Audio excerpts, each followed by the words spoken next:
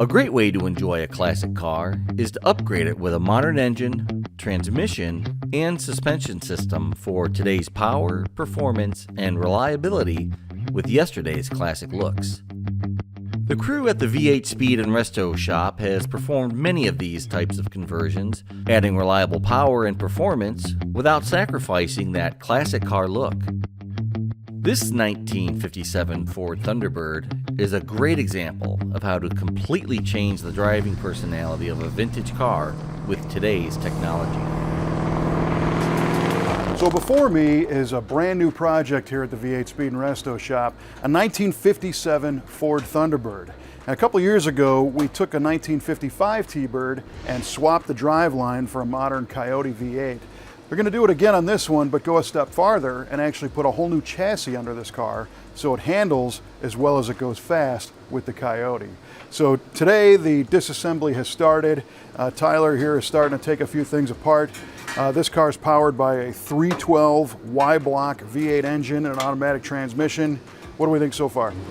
I think it's going to be a pretty cool project. Currently I'm just working on disassembly and taking apart all the pieces that attach the body of the car to the chassis of the car, so that way we can separate them at a later time. So the goal here is not to really touch much of the outside of the car, just everything underneath. The other challenge on this car is that the fenders don't come off. So the fenders and the body shell are one piece. So I guess if we can try to lift the whole thing off and roll the chassis out in one piece is kind of the goal there? Yeah, absolutely. We're going to take apart everything that I can, so that way it comes apart as two big pieces, and then roll the new chassis under it and hopefully just set the body down on it. Turn the key and go. Something like that, yeah. We'll find out. So the story on this car is the owner's father was into first generation Thunderbirds, and she wanted to honor him since he's passed, unfortunately. But she didn't know a lot about what a 57 Thunderbird was like or what it was like to drive. So she found one that she liked how it looked. It was the right color with the right interior. But then when she went to drive it, she realized it really wasn't for her because she's used to modern cars. So she brought it to us to try and make it more like a new car, but just look like her dad's car.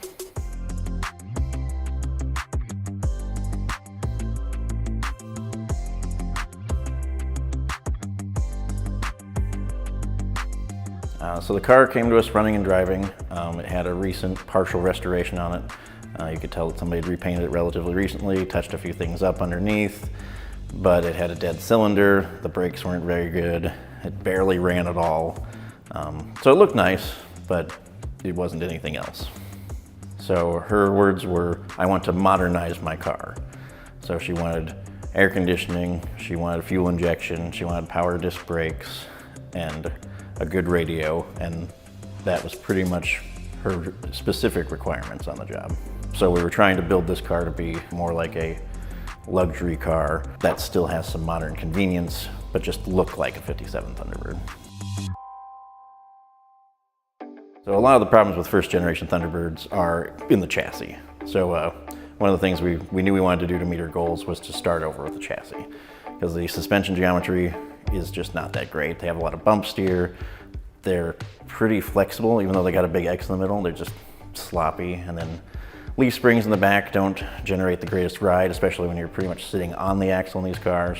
And if you put any power of any sort in them, they have problems with traction. So the last one of these we kept the leaf springs and ended up having to put traction bars on it, which was good for that car, but not for the type of experience she wanted.